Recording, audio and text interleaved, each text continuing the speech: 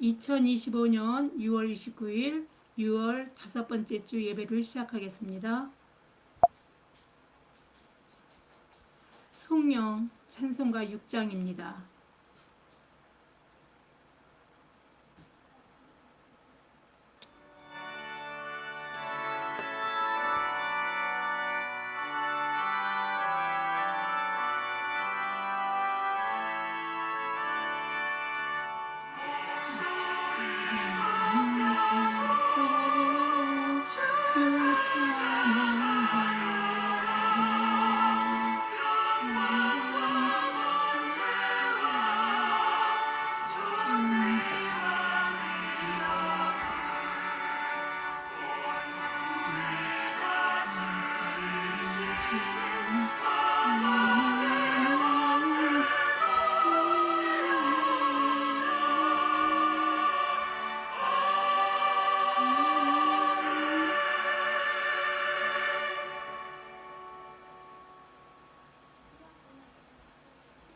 다 같이 사도신경으로 우리의 신앙을 고백하겠습니다. 나는 전능하신 아버지 하나님, 천지의 창조주를 믿습니다. 나는 그의 유일하신 아들, 우리 주 예수 그리스도를 믿습니다. 그는 성령으로 잉태되어 동정녀 마리아에게서 나시고 본디오 빌라도에게 고난을 받아 십자가에 못 박혀 죽으시고 장사된 지 사흘 만에 죽은 자 가운데서 다시 살아나셨으며 하늘에 오르시어 전능하신 아버지 하나님 우편에 앉아 계시다가 거기로부터 살아있는 자와 죽은 자를 심판하러 오십니다. 나는 성령을 믿으며 거룩한 공교회와 성도의 교제와 죄를 용서받는 것과 몸의 부활과 영생을 믿습니다. 아멘. 찬송가 406장입니다.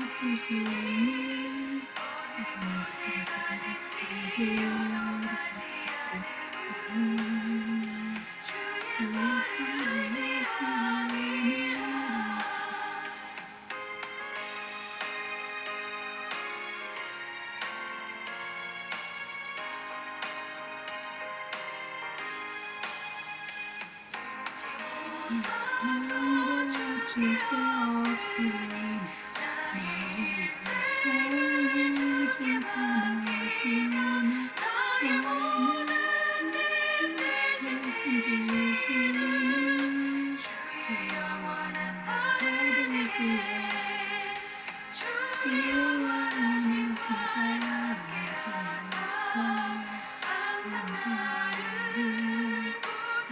주시는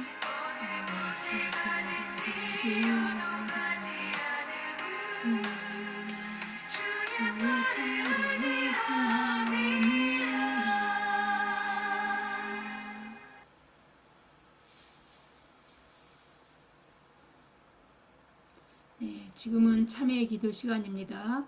우리가 한 주간 지은 죄들을 하나님 앞에 참회하는 시간을 갖겠습니다. 기도하겠습니다.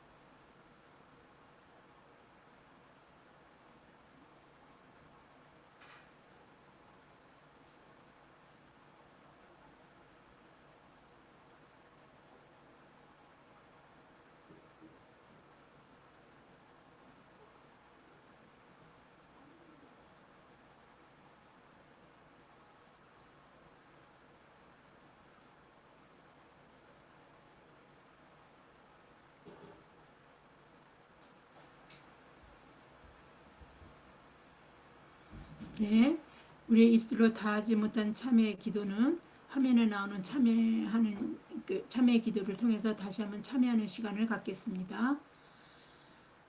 우리에게 말씀을 주셔서 생명길로 인도해 주시는 참 좋으신 하나님, 한 주간 육신의 소욕에 따라 죄의 허망한 길을 벗어나지 못하고 살던 연약한 저희들이 죄인된 모습으로 주님 앞에 나왔습니다. 네 마음과 목숨과 뜻과 힘을 다하여 하나님을 사랑하고 내 이웃을 내 몸처럼 사랑하라 하신 말씀을 실천하지 못하고 살았음을 주님 앞에 고백합니다. 주님의 말씀대로 살기보다 우리의 방식과 뜻대로 살았던 모든 죄를 주님 앞에 가지고 나왔습니다. 저희들의 죄를 용서하여 주옵소서. 너희는 옷을 찢지 말고 마음을 찢고 너희 하나님께로 돌아올지어다. 그는 은혜로우시며 자비로우시며 노하기를 더디하시며 인애가 크시사 뜻을 돌이켜 재앙을 내리지 아니하시나니. 요엘서 1장 13절 말씀입니다. 성시교독하겠습니다. 성시교독은 교독문 74번 마태복음 5장입니다. 심령이 가난한 자는 복이 있나니 천국이 그들의 것이미요 애통하는 자는 복이 있나니 그들이 위로를 받을 것이미요 온유한 자는 복이 있나니 그들의 땅을 기업으로 받을 것이미요 의에 줄이고 목마른 자는 복이 있나니 그들이 배부를 것이미요 마음이 청결한 자는 복이 있나니 그들이 하나님을 볼 것이미요 화평하게 하는 자는 복이 있나니 그들이 하나님의 아들이라 일컬음을 받을 것이미요 의를 위하여 박해를 받은 자는 복이 있나니 천국이 그들의 것임이니라. 나로 말미암아 너희를 욕하고 박해하고 거짓으로 너희를 거슬러 모든 악한 말을 할 때에는 너희에게 복이 있나니. 다 같이 기뻐하고 즐거하라. 하늘에서 너희의 상이 큼이라. 너희 전에 있던 선지자들도 이같이 박해하였느니라.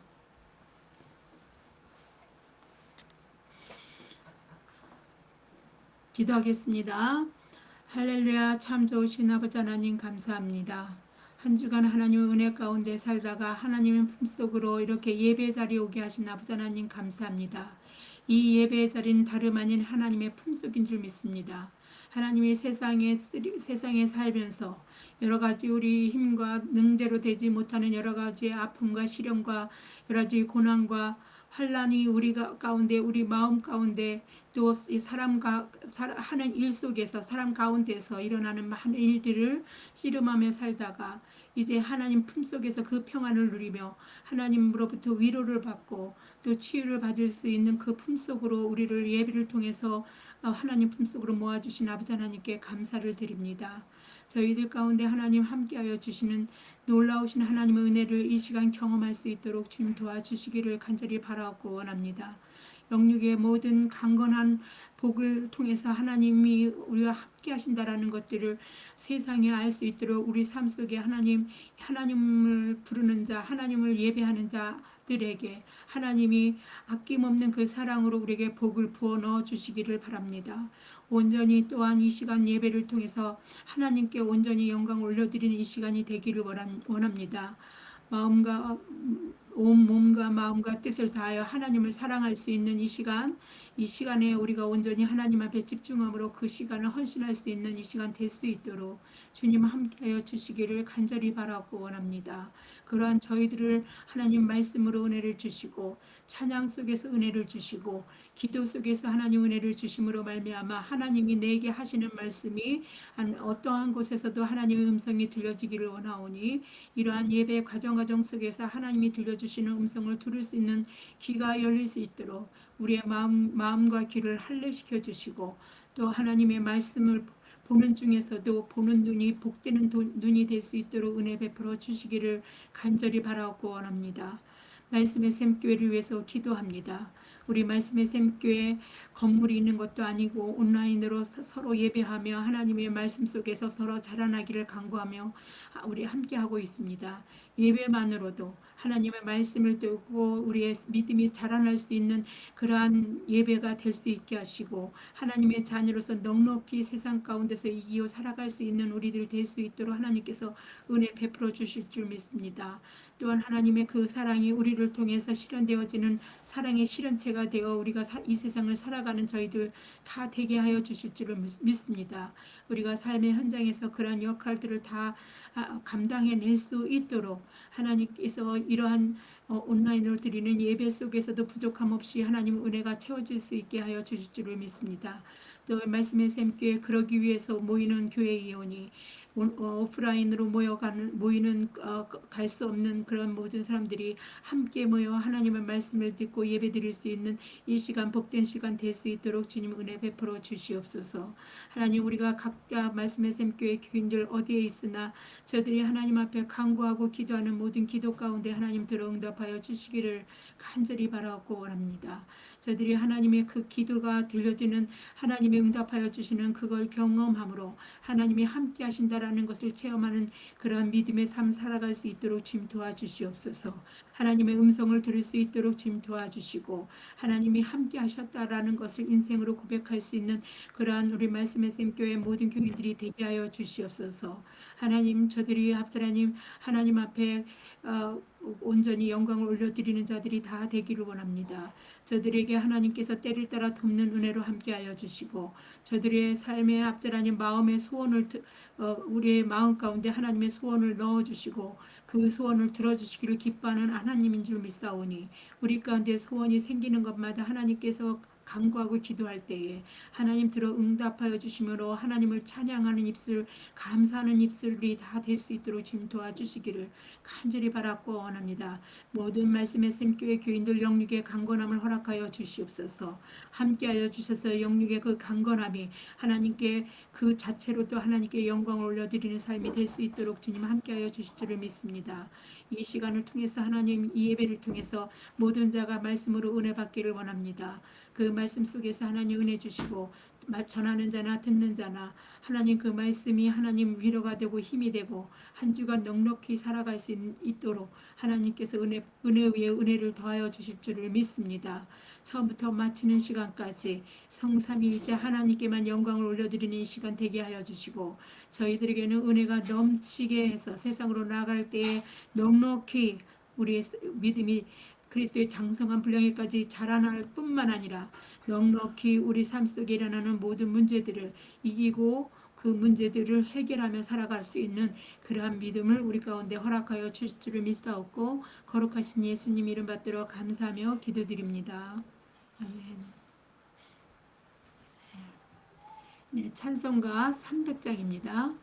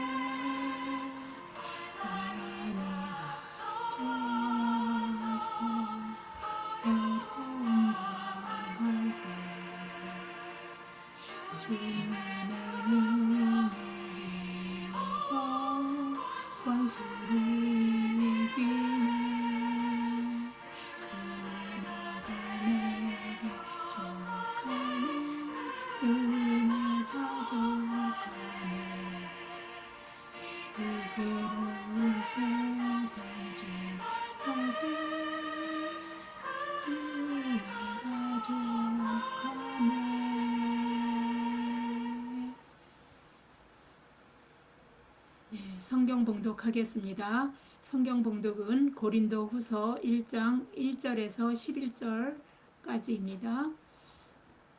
김신 성도께서 봉독해 주시겠습니다. 네, 봉독하겠습니다. 하나님의 뜻으로 말미암아 그리스도 예수의 사도된 바울과 형제 디모데는 고린도에 있는 하나님의 교회와 또 온 아가야에 있는 모든 성도에게 하나님 우리 아버지와 주 예수 그리스도로부터 은혜와 평강이 있기를 원하노라. 찬송하리로다. 그는 우리 주 예수 그리스도의 하나님이시요 자비의 아버지시요 모든 위로의 하나님이시며 우리의 모든 환난 중에서 우리를 위로하사 우리로 하여금 하나님께 받는 위로로서 모든 환난 중에 있는 자들을 능히 위로하게 하시는 이시도다. 그리스도의 고난이 우리에게 넘친 것 같이 우리가 받는 위로도 그리스도로 말미암아 넘치는도다. 우리가 환난 당하는 것도 너희가 위로와 구원을 받게 하려는 것이요 우리가 위로를 받는 것도 너희가 위로를 받게 하려는 것이니 이 위로가 너희 속에 역사하여 우리가 받는 것 같은 고난을 너희도 견디게 하느니라. 너희를 위한 우리의 소망이 견고함은 너희가 고난에 참여하는 자가 된 것 같이 위로에도 그러할 줄을 암이라. 형제들아, 우리가 아시아에서 당한 환난을 너희가 모르기를 원하지 아니하노니 힘에 겹도록 심한 고난을 당하여 살 소망까지 끊어지고 우리는 우리 자신이 사형 선고를 받은 줄 알았으니 이는 우리로 자기를 의지하지 말고 오직 죽은 자를 다시 살리시는 하나님만 의지하게 하심이라.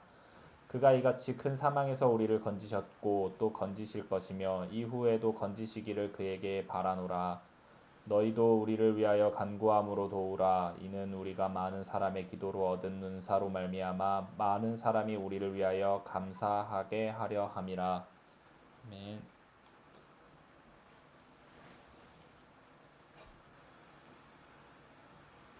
오늘의 말씀의 제목은 그리스도인의 고난과 위로입니다. 오늘 우리는 고린도 후서에 우리가 읽은 성경 본문 속에서 바울 사도가 자신이 겪은 고난과 그 고난을 어떻게 해석하고 그 고난을 하나님을 믿는 그래서 하나님을 믿는 사람들도 어떻게 고난을 해석해야 되는지 자신들이 겪어오는 예상치 않았던 어려움들을 만나게 될 때 그 문제들을 어떻게 해석해야 될지 그런 것들을 우리가 다시 한번 보고 깨닫고 그래서 하나님의 은혜를 체험할 수 있는 그 하나님의 위로가 여러분에게 하나님이 위로해 주시는 그러한 시간이 되기를 바랍니다. 사람들이 살면서 받는 고난, 어려움 속에서 제일 큰 고난은 무엇일까요? 뭐 여러 가지가 있겠죠. 이렇게 사업을 하다가 안 될 수도 있고 여러 가지 뭐 망하기도 하고 또 아주 큰 병에 걸려가지고 감당하기 어려운 상황 지경에 이를 수도 있고 많은 것이 있겠지만 저는 그런 것도 못지않게 어려운 게 뭐냐면 사람한테 당하는 배신입니다. 고린도 교회는 바울이 2차 선교여행 때에 가서 세운 그런 교회입니다. 바울이 자신이 경험한 것, 이것이 살 길이고 이것이 우리 영혼을 영생할 수 있는 구원의 길이라는 걸 알기 때문에 한 말씀이라도 한 사람이라도 그리스도께서 십자가에서 죽은 죽음이 헛되지 않도록 이 복음이 한 사람한테라도 더 전해져서 한 사람이라도 더 구원함을 받을 수 있도록 열심히 정말 제가 선교 여행지를 다녀보니까 그 길이 만만치가 않았어요. 뭐 교통이 좋은 것도 아니고 거의 걸어서 다녀야 하는데 그런 어려움 속에서 갈 때마다 이제 전략지는 그러니까 그래도 많은 사람들이 모여 있는 요충지에 세워서 그것이 그 속에서 사람들을 전도하고 그 사람들이 퍼져나갈 수 있도록 이렇게 전략적으로 아마 바울은 그렇게 생각하고 고린도 지역도 마찬가지지만 그래서 고린도 교회를 세웠는데 고린도 교회가 어떻게 했습니까? 바울이 떠나자마자 다른 말씀을 아니지만 아볼로라든지 말씀이 언변이 좋은 사람들이 말하는 거 막 이런 것에 따라서 우리가 바울보다 이 사람이 훨씬 더 말씀을 더 잘 전하는구나 이래갖고선 팔을 막 나누기도 하고 또 그 다음에 나중에는요 바울을 의심해가지고 바울을 갖다가 밀어내려고 그 사도라는 것을 바울이 사도라는 것조차도 그들은 그 거짓 선교사들이 와가지고 그렇게 말을 함으로써 사람들이 거기에 거짓 거짓 교사들에 의해서 사도 성 가지고도 의심을 했고 굉장히 어려웠어요. 사람한테 배신당하는 것처럼 어려운 게 없습니다. 저도 한번 그랬을 때에 사람한테 당하니까요 잠을 잘 수가 없어요. 벌떡벌떡 일어나고요. 그 시간을 그러니까 그냥 온 배신당한 그 상황 때문에 온전히 사로잡혀서 사람이 아무것도 할 수 없는 상황이 됩니다. 자기가 세운 교회가 자기를 사도로도 여기지 않을 정도로 막 그렇게 어려운 교회인데 그럴 때 이제 고린도 전서에서도 바울이 교회가 어떻게 해야 하는지를 권면했지만 고린도 후서에 가면 이제 개인적인 자기 심정을 많이 토로하는 이야기가 많이 나옵니다. 그래서 사도 바울의 개인적인 감정이 많이 실려 있기도 하고 그 다음에 바울이 어려움을 겪은 것에 대한 그 어려움이 바울이 어떤 각도로 어떤 상황으로 그걸 이해하면서 사람들에게 위로를 줬는지를 우리가 이해할 수 있습니다. 고린도 교회는요 바울의 2차 선교 여행 중에 바울에 의해서 세워진 교회입니다. 당시 로마는요 헬라 전체를 중북부 지역은 이제 마게도냐라는 곳이고 남부 지역은요 아가야에 속하는 그 행정구역을 두 지역으로 구분해 갖고 통치를 했습니다. 고린도는 아가야 지방의 행정 수도예요. 그래서 로마에서 아시아로 가는 통로에 위치해 있어 가지고 바울이 전략적으로 복음 전도를 위해서 그 고린도 지역에서 말씀을 전하게 됩니다. 그리고 교회를 세워서 아가야 지방 그 전도 여행의 주요 활동 무대로 삼게 됩니다. 그래서 고린도 교회에서 교회가 세워질 때 1년 반이나 고린도 교회에서 설교와 말씀을 가르치고 수고하고 공을 들이게 됩니다. 그만큼 바울의 고린도 교회에 대한 애정은요 다른 어떤 교회보다 못지않은 어떤 그런 생각을 가지고 있으리라는 것은 우리는 어려운 일이 아닌 거죠. 바울은 아덴을 떠나 고린도에 왔고 거기서 아굴라 부부를 만나 함께 천막 만드는 일을 하면서 안식일마다 회당에서 강론하고 유대인과 그 강론하면서도 유대인 헬라인을 권면하며 일은 또 손수 자기가 천막 만드는 일을 하면서 손수 그렇게 필요한 것들을 자기가 이렇게 벌어서 쓰기도 하고 이랬습니다. 근데요, 이게 나중에 가면은요, 다른 사람들은 거짓 교사들은 와가지고 사례비도 받고 그러는데 사례비도 안 받고 그러니까 뭔가 꿀리고 뭔가가 자신이 없으니까 그런 거 아닌가. 그러니까 사례비를 받고 당당하게 말씀을 전하는 사람이 진짜 사도가 아닌가. 뭐 이런 생각으로 사람들한테 이렇게 좀 의심을 받기도 하고 이랬습니다. 그러니까 자기가 스스로 교인들한테 더 이렇게 부담을 안 주려고 스스로 천막 만드는 일을 하면서 그렇게 선교를 했는데 그 말씀을 선포하고 또 이렇게 강론도 하고 뭐 이렇게 여러 가지를 했는데 그것이 오히려 고린도 교인들은요 그걸 가지고도 사도성을 의심하기도 한 것입니다.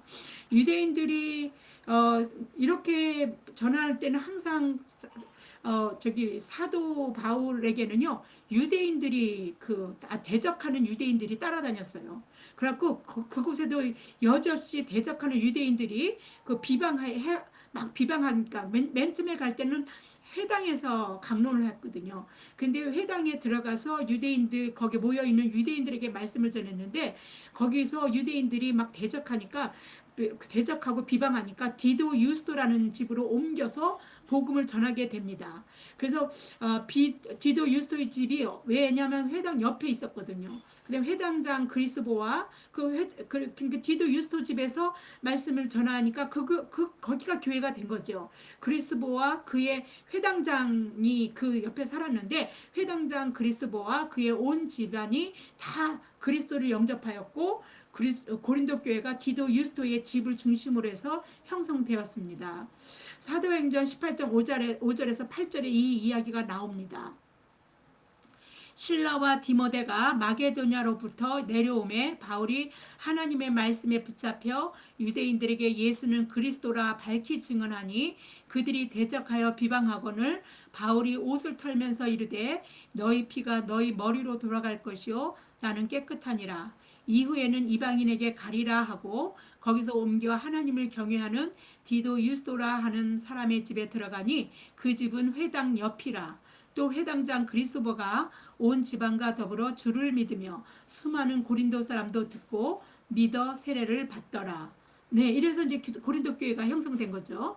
늘 그랬듯이 바울은요, 계속해서 복음을 전파하기 위해서 한 자리에 머물러서 만족하지 않습니다. 그래서 고린도 교회가 이제 사람들 많이 늘어나고 막 이렇게 되니까 이제 거기서 그 역할을, 교회가 제 역할을 하면서 많은 사람들 이제 전도하고 복음을 전파하면 되니까 자신은 복음이 전파되지 않은 곳으로 또 가서 이게 복음을 전파하기 위해서 고린도 교회를 그 1년 6개월 설교하고 가르쳤던 그 교회를 다른 교회를 세우기 위해서 고린도 교회를 떠났습니다.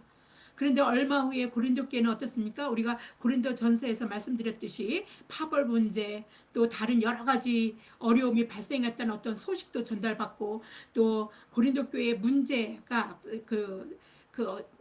상당히 많았던 것들을 사도 바울은 듣고, 그리고 고린도 전서를 전서를 써 보내야 했을 정도로 문제가 상당했습니다. 그런데 문제가 그렇게 하고 정도요. 그러니까 바울 사도, 그 교회를 세운 바울 사도가 편지를 써서 보냈는데도 문제가 제대로 해결되지 않았어요. 그래서 그 문제를 해결하려고 직접 두 번째로 고린도 교회를 방문하게 됩니다. 그러나 고린도 2장 1절에 보면은요. 고린도 후서 2장 1절에 보면 바울은 이 두 번째 방문을 근신 중에 나아간 것이라고 한 것으로 봐서 방문의 결과가 좋지 않았다는 것을 우리는 좀 알 수 있습니다. 그 교회를 세운 바울이 갔는데도 불구하고 문제들을 제대로 그 고린도 교인들이 그 바울의 말을 제대로 이렇게 권면을 잘 받지를 못했던 것 같습니다. 바울은 사실 마게도냐에 갔다가 고린도를 들러 거기서 몇 달을 머물며 겨울을 보내려고 했습니다. 그런데 그런 내용들이 고린도전서 16장 5절에서 6절에 나와 있습니다. 보겠습니다. 내가 마게도냐를 지날 터이니 마게도냐를 지난 후 너에게 가서 혹 너희와 함께 머물며 겨울을 지낼 듯도 하니 이는 너희가 나를 내가 갈 곳으로 보내어 주게 하려 함이라.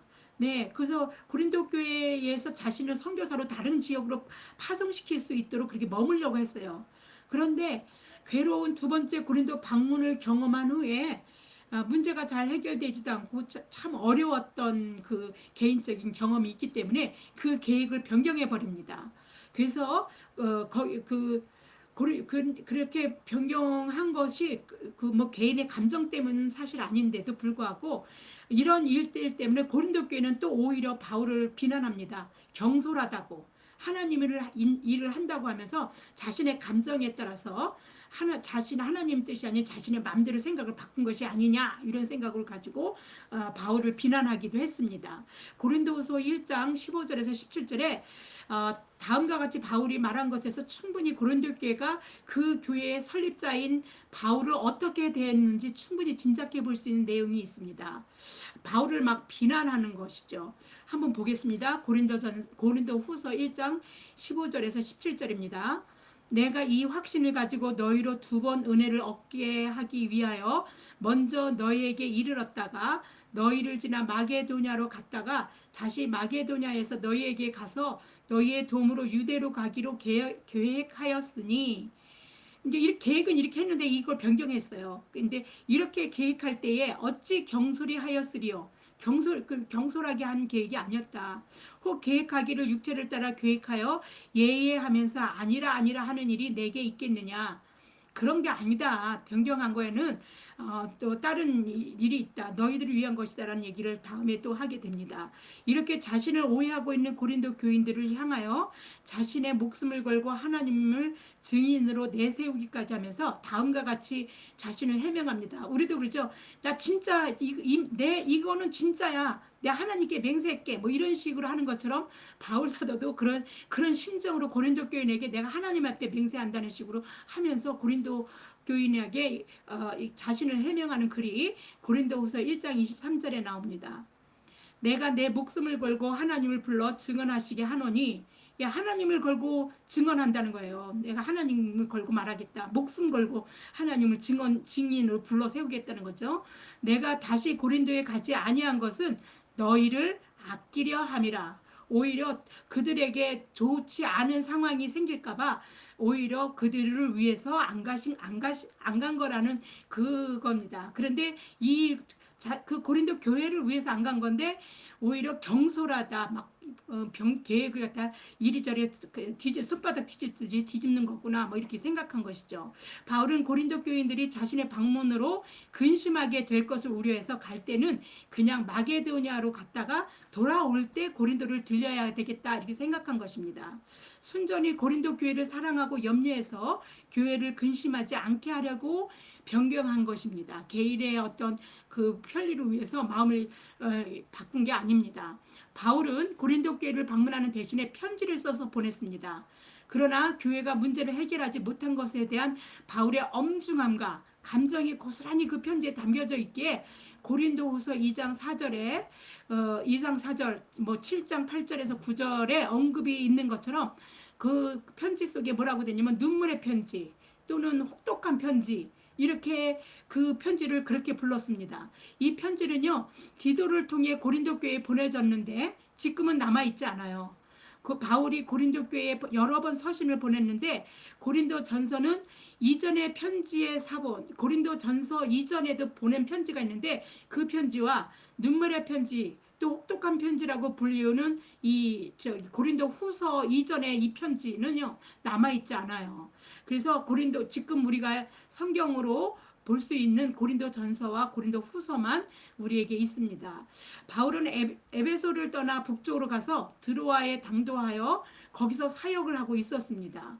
근데 고린도 교회의 편지를 혹독한 편지, 눈물의 편지라고 하는 편지를 가서 이 문제가 해결이 안 되니까 그 편지를 써서 디도 편에 보냈거든요. 그래서 디도한테서 그 고린도 교회가 자신의 편지를 받고 어떨 건지 그 결과를 알고 싶어서 빨리 디도를 만나고 싶었는 그 걱정, 뭐 고린도 교회에 대한 걱정이겠죠. 그 자신의 서신을 전달한 디도를 빨리 만나려고 고린도 교회 상황을 굉장히 듣고 싶어 했습니다.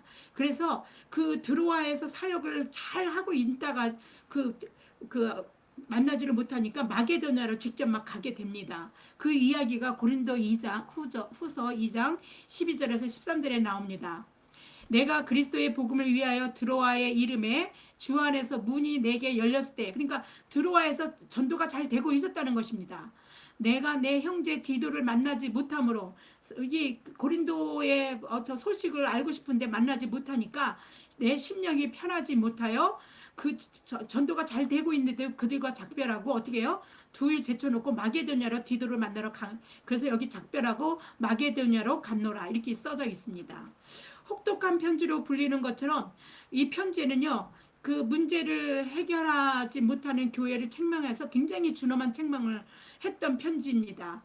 그래서 그 편지 내용에 효과가 있었는지 바울이 고린도 교회에 요구했던 몇 가지, 어떻게 상황을 너네들이 어떻게 처신해야 될 것을 막 적어서 보냈겠죠. 그 상황을 바울이 요구했던 대로 잘 상황을 잘 대처를 하고 상황이 좋게 변화되어 가지고요, 교회의 사정이 전에보다 많이 호전되었다는 소식을 듣게 됩니다. 디도가 이 소식을 듣게 돼서 바울은요, 너무도 기쁜 나머지 세 번째 고린도를 방문하기 전에 편지를 써서 이제 디도에게 전하게 되는데, 그게 바로 오늘부터 나가는 바로 고린도 후서가 그 편지입니다. 그러나 디도가 바울에게 가져온 고린도 교회 소식은요, 교회의 문제가 호전된 건 맞지만 그런 기쁜 소식도 있었지만 이제 그 전에는 고린도 전서를 쓸 때 당시에는 이 정도까지는 아닌데 교회 안에 바울의 적대자들이 생겼다는 소식을 듣게 됩니다. 이들은 교회 안에 들어와서 자신들을 사도라고 말하는 거예요. 그렇게 사도라고 주장하면서 거짓 교사들인 거죠. 그래서 자기네들이 진짜 사도고 바울은 그러니까 사도가 아니다, 이런 식으로 얘기를 하는 거예요. 그러니까 사도 바울은 그래서 그들을 비꼬아가서 이런 식으로 얘기도 합니다. 지극히 크다 하는 사도들이라는 말씀인데 그들이 진짜 커서가 아니라 정말 자기가 자칭 그렇게 말하는 사람들이니까 그렇게 말하는 그런 사도들, 이런 말을 반어적 표현으로 써서 그들의 거짓된 명칭을 꼬집어내기도 합니다. 이들은 교회 안에서 어느 정도 교인들에게 언변이 좋으니까 강한 인상을 남기고 인기도 좋았고 그다음에 사례비도 받고 막 이렇게 하면서 돈을 받아가면서 합니다. 뭐 그 교회를 세웠던 바울은 자기가 자비량으로 막 일을 하면서 그 교회를 세웠는데 이들은 자기네들이 그 무슨 그 예루살렘 교회에서 파견되어 온 진짜 사도인 것처럼 해가지고 자기네들은 막 그 사례비를 받아가면서 그러니까 사례비를 받으니까 어떻게 돼요? 이렇게 받으면서 하는 자기네들이 진짜다. 그렇게 얘기했던 것 같습니다. 그래서 교인들이 거기에 조금 현혹되기도 한 것 같고요. 그래서 교회에 어느 정도 얼마나 영향을 미쳤는지 사도로서의 바울의 신뢰성을 막 헐뜯다 보니까 사도인 바울은 그런 디도로부터 그런 소식을 들으니까 어떻게 됩니까? 자기의 사도직에 대한 그 정당성을 변화할 일이 생긴 것이죠. 그래서 또 여러 가지 이유도 있지만 이러한 일들 때문이라도 고린도 후서를 쓰게 되는 될 수밖에 없었던 것입니다. 메시지 성경 고린도 후서 머리말에 유진 피터스는요, 바울이 고린도 후서를 써야 할 필요성을 이렇게 말합니다. 너무 잘 써져 있어서 여러분이 이해하기 쉬워서 제가 옮겨봅니다.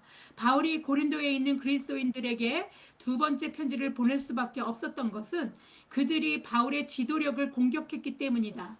첫 번째 편지에서 이 첫 번째 편지는 이제 그 고린도 전서예요. 편지에서 바울은 가장 자상하고 호의적으로 말하면서도 애들러 말하지 않았다.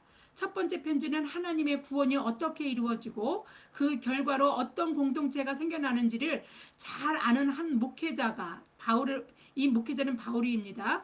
확신에 찬 권위를 가지고 쓴 글이다. 바울이 그들에게 써보낸 글 가운데 적어도 일부는 듣기 민망하고 받아들이기 거북한 내용이었다. 그래서 그들은 바울의 지도력에 반기를 든 것이다. 그들은 바울이 변덕스럽다고 비난하고 그의 동기를 공격하고 그의 자격을 의심했다.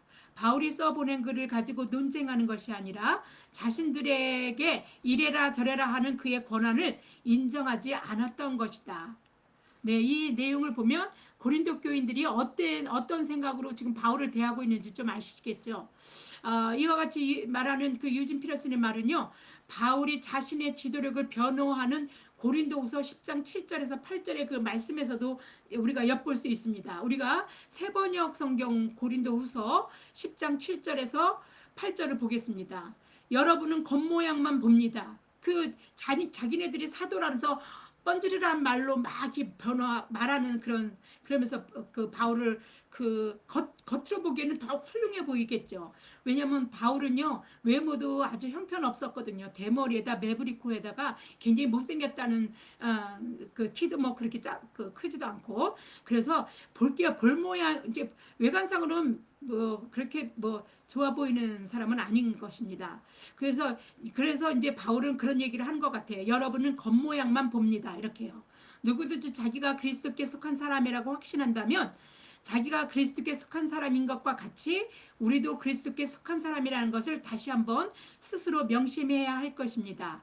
주님께 우리에게 주신 권위를 내가 좀 지나치게 자랑했다고 하더라도 그 권위는 주님께서 여러분을 넘어뜨리라고 주신 것이 아니라 세우라고 주신 것이므로 나는 부끄러울 것이 없습니다. 아니 설립자가 이런 얘기를 이렇게까지라도 얘기를 해야 될 정도로 지금 고린도 교회가 그 설립자의 위신을 완전히 그 엉뚱한 중간에 들어온 그런 자칭 사도라고 하는 자들에 의해서 교사들에 의해서 이렇게 막 그 권위를 땅에 떨어뜨릴 정도로 이렇게 그렇게 그랬습니다. 그러나 사도 바울은요, 그래서 그러한 어려움들이 얼마나 그게 큰 어려움이겠습니까? 사도 바울은요, 고린도 교회를 세운 사람이잖아요. 그런 교회 설립자가 교회를 방문하는 일이 바울에게나 교회에게나 피차 근심을 한다는 것 자체가 웃기는 거잖아요. 그죠? 너무 반가울 거 아니에요. 이 교회를 세웠던 분이 온다면 얼마나 반갑겠어요. 그런데 피차 근심할 거라는 거예요. 그래서 그러면 이런 피차 근심할 것이 무엇 때문에 그렇겠습니까? 그 내용에 보면은 근심하게 한 자가 있었기 때문이라고 말합니다. 이 문제가 해결이 잘 안 됐어요. 우리 아마 기억나실 겁니다. 고린도 5장에 근친상간했던 자가 이게 그 사람이 이야기였을 것으로 추정을 합니다. 교회가 이 자를 치리하지 않았어요. 이 사람을 그러니까 그것이 잘못되었다라는 걸 교회가 해서 그를 이제 회개할 수 있는 기회를 주게 쫓아내 경고를 하거나 뭘 했어야 되는데 교회가 그렇게 하지 못해서 바울이 굉장히 단호하게 얘기했는데도 그 문제가 해결되지 않았어요. 교회가 그를 치리하지 않았던 일을 두고 사도 바울을 엄중하게 고린도 교회에다가 경고를 했었습니다. 그는 바울의 요청으로 징계를 그래서 나중에 이 사람 문제가 해결되면서 교회가 좋아졌다라고 디도로부터 소식을 듣게 되는 건데 그래서 바울의 요청 때문에 징계를 받게 됐습니다.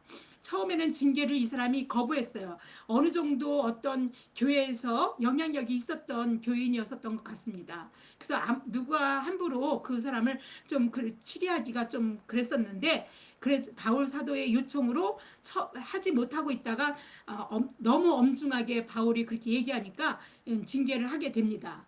그래서 그렇게 처음에는 거부했다 해서 교회가 그것 때문에 막 분란의 씨가 막 더해졌었던 것이죠. 근데 후에 뒤늦게 교회가 그를 징계하니까 그 근심하게 한 자라고 이제 성경에 써져 있는데 그 자가 회개를 오히려 징계받으니까 징계받고 나는 교회 안 나와 이렇게 하는 게 아니라 오히려 회개할 수 있는 기회가 돼서 회개를 했습니다. 그래서 바울은 이제 회개한 사람이니까 그를 기꺼이 용서라고 하여서 문제를 마무리 지려는 의도를 갖고 고린도 후서의 또 다른 하나의 이유 동기가 되기도 했습니다.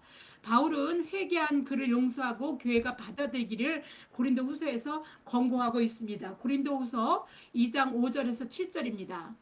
근심하게 한 자가 있었을지라도 나를 근심하게 한 것이 아니요 어느 정도 너희 모두를 근심하게 한 것이니 어느 정도라 하면 내가 너무 지나치게 말하지 아니하려 함이라. 그러니까 교회에 굉장히 분란이 일어났었어요. 이 사람 때문에. 이러한 사람은 많은 사람에게서 벌 받는 것이 마땅하도다. 그런즉 너희는 차라리 그를 용서하고 위로할 것이니 그가 너무 많은 근심에 잠길까 두려워하노라. 벌 받는 게 마땅한데 회개를 했으니까 차라리 용서를 하고 위로해서 그가 이제 용서가 없으면 너무 근심에 또 잠겨서 그 영혼이 구원받지 못할 수도 있으니까 오히려 용서하라고 그렇게 말합니다. 고린도후서 1장 1절에 보면 이런 말이 나옵니다. 하나님의 뜻으로 말미암아 그리스도 예수의 사도된 바울과 형제 디모데는 고린도에 있는 하나님의 교회와 또 온 아가야에 있는 모든 성도에게라는 말로 시작해서 이렇게 수신인이 고린도 교회만이 아니라 아가야에 있는 그러니까 고린도 교회가 그 행정 수도이니까 그 지역 그 밑에 지역 중심으로 해서 아가야 지방의 모든 성도들에게 이 말씀은 성도의 이야기니까 교회의 이야기니까 다 볼 수 있고 읽을 수 있도록 그렇게 편지의 대상을 넓힌 것입니다. 이는 여러분이 고린도 후서를 읽게 되는 순간 여러분도 교인이잖아요. 여러분이 수신인이 되는 것입니다. 교회의 문제는 내가 교회에 있는 한, 내가 교인으로 있는 한, 그것이 교회 안에 있든 아니면 교회 밖에 있든 하나님은 그런 우리에게 하나님은 바울을 통해서 오늘 우리에게 이 편지를 보내신 거라는 마음을 읽게 되면 하나님이 우리에게 우리 교회 안에서의 신앙생활 속에서 더 많은 은혜가 여러분 것이 될 수도 있습니다. 고린도후서는 바울의 자서전이라고 불릴 정도로 바울 개인의 감정과 인간적인 모습이 두드러집니다.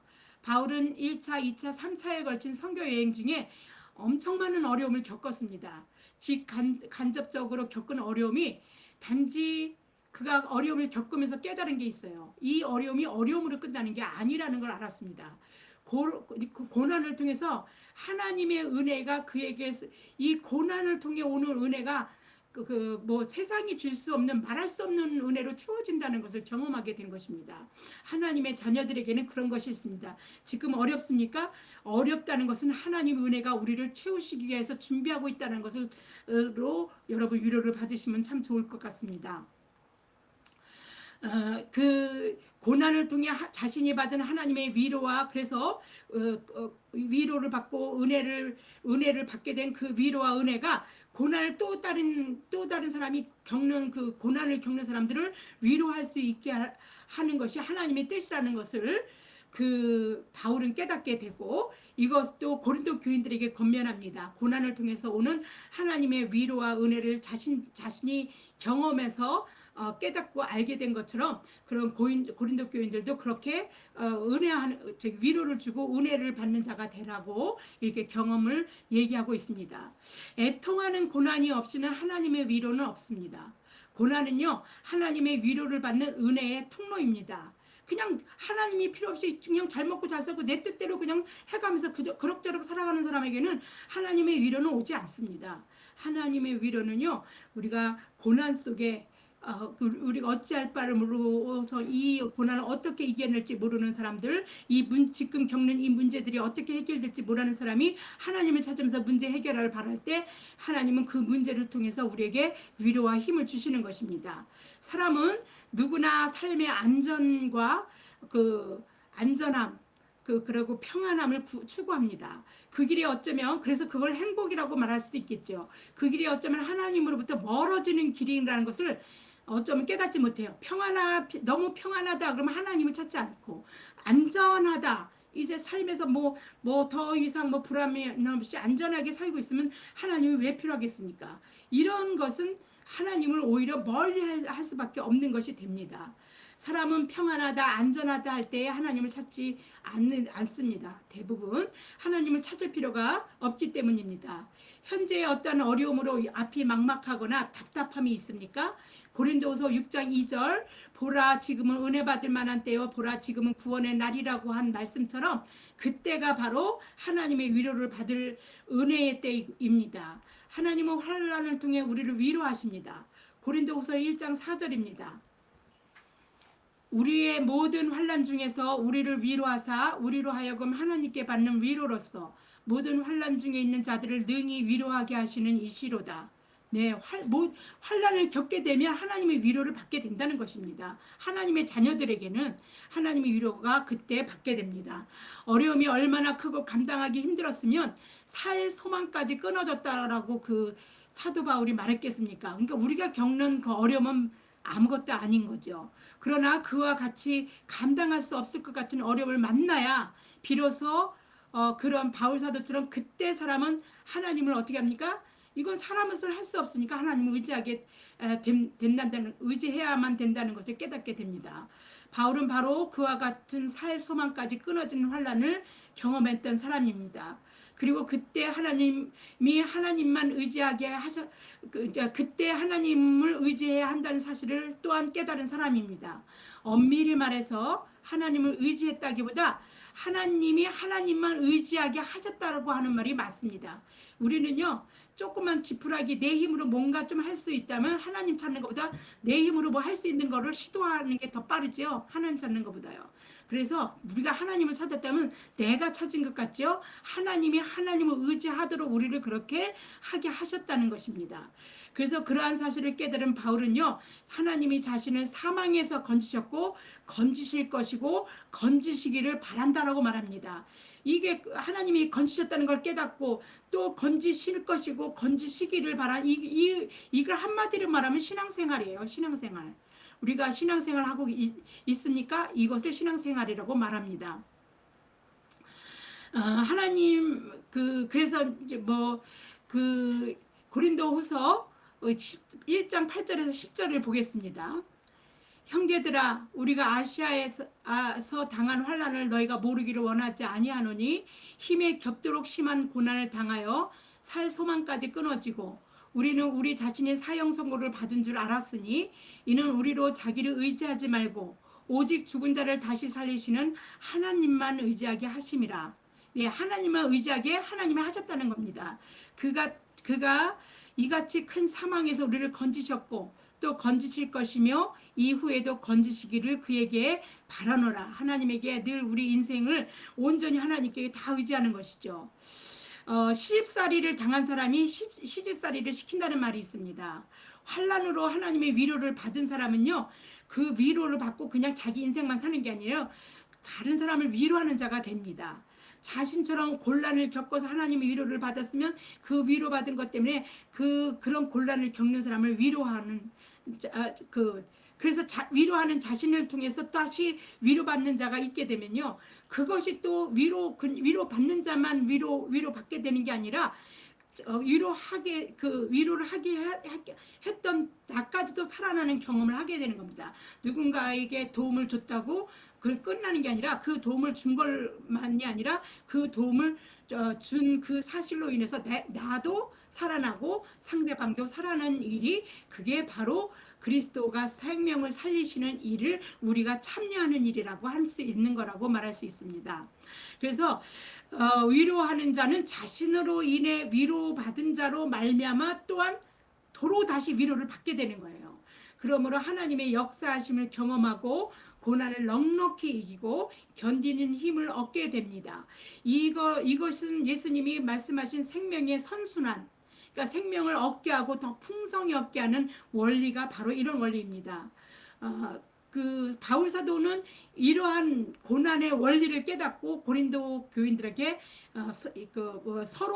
서론격에 해당하는 안부를 물으면서 이제 편지를 쓰는 1장에서 이 편지를 쓴 겁니다. 1장 6절을 보겠습니다. 우리가 환난 당하는 것도 너희가 위로와 구원을 받게 하려는 것이요, 우리가 위로를 받는 것도 너희가 위로를 받게 하려는 것이니 이 위로가 너희 속에 역사하여 우리가 받는 것 같은 고난을 너희도 견디게 하느니라.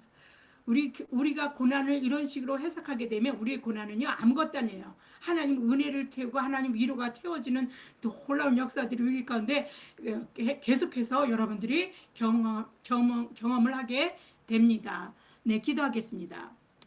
참 좋으신 하나님 아버지, 우리의 삶이 쉽지 않고 우리는 늘 연약한 중에 늘 흔들리는 믿음을 부여잡고 고난의 일렁이는 파도 속에서 일렁일렁거리며 우리는 살아가고 있습니다. 우리의 연약함을 도와주시고 믿음 없음을 용서하시고 우리에게 흔들리지 않은 굳건한 믿음을 하나님께서 허락하여 주시기를 바랍니다. 믿음은 하나님이 주시는 것이지 우리가 믿는다고 믿어지는 것이 아닌 것을 고백합니다. 주시는 믿음에 굳건히 서서 일렁이는 파도를 굳건하게 딛고 일어서서 세상을 살아갈 수 있게 하시고, 고통스러운 고난인 것 같지만 그 고난이 하나님의 위로를 받는 수단이고 통로이라는 것을 깨닫게 하셨사오니, 지금 내가 받는 고난이 하나님의 위로를 채워가는 시간이 될 수 있도록 하나님만 의지하고 살아가는 저희들 되게 하여 주시옵소서. 주님을 의지함으로 하나님의 역사심을 경험하며 고난을 넉넉히 이기고 견뎌낼 수 있도록 성령님 우리 안에 내주하여 주시고 우리를 주장하여 주시고 우리를 인도하여 주시옵소서. 이 모든 말씀 우리 주 예수 그리스도 이름 받들어 감사하며 기도드립니다. 아멘. 네, 공지사항입니다. 늘 하던 대로 말씀의 샘교회는 제가 말씀드리면 여러분 뒤에 있는 걸 읽어주시면 되겠습니다. 말씀의 샘교회는 말씀으로 천지를 지으신 하나님의 교회입니다. 말씀의 샘교회는 말씀 위에 세워진 교회입니다. 말씀의 샘교회는 말씀이 실천되는 교회입니다. 네, 특별한 사정이 없는 한 매주 오전 11시에 여러분에게 우리는 예배를 드립니다. 네, 이제 찬송가 부른 다음에 축도로 예배를 마치겠습니다. 찬송가 419장입니다.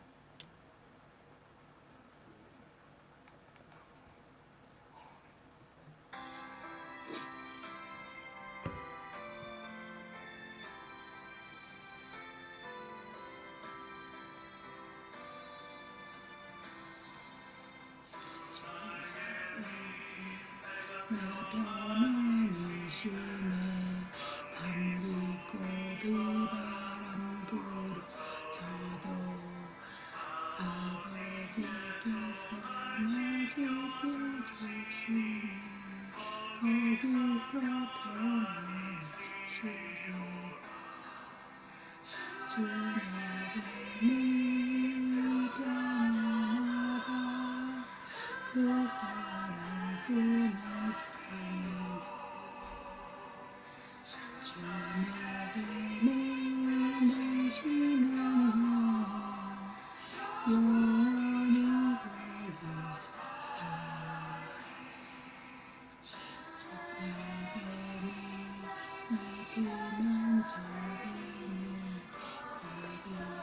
주를 원하노라.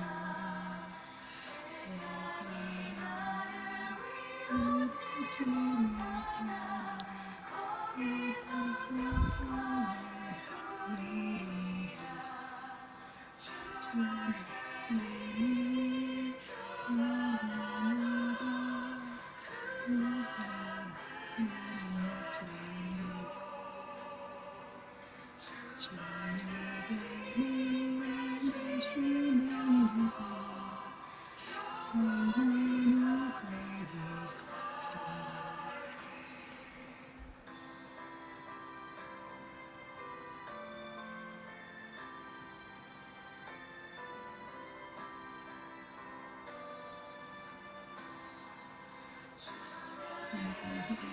거기서 힘든 기쁨인데 고달픈 세상들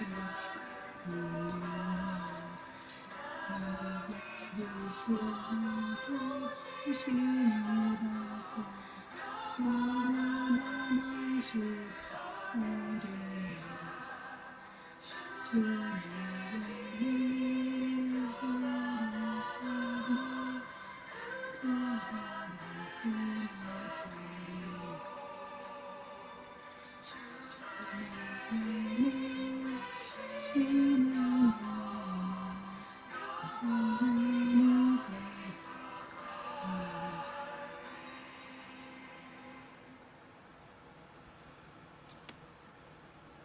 네, 축도하겠습니다. 지금은 우리 주 예수 그리스도의 은혜와 하나님 아버지의 무한하신 사랑하심과 성령님의 감동 감화 인도하심의 은혜가 지금 말씀을 듣고 하나님의 놀라우신 은혜 안에서 지금 어려움을 겪더라도 그 어려움 속에서 하나님의 위로와 은혜를 충만히 받으며 그 소망 중에 살아가기로 작정하는 모든 말씀을 들은 성도 머리 위에 그들이 걸어가는 인생길 한 걸음 한 걸음 위에 저들이 계획한 모든 인생의 계획 위에 또 하나님이 주시고 소망을 가지고 이뤄가 주시기를 기뻐하는 그 소망 속에 살아가는 그 모든 그 소망 가운데 그리고 사랑하는 자들을 위해서 기도하는 모든 기도 위에 또한 이 나라 이 백성들을 위해 이 민족을 위해 지금부터 영원토록 함께 하시기를 간절히 축원하고 기도드리옵나이다.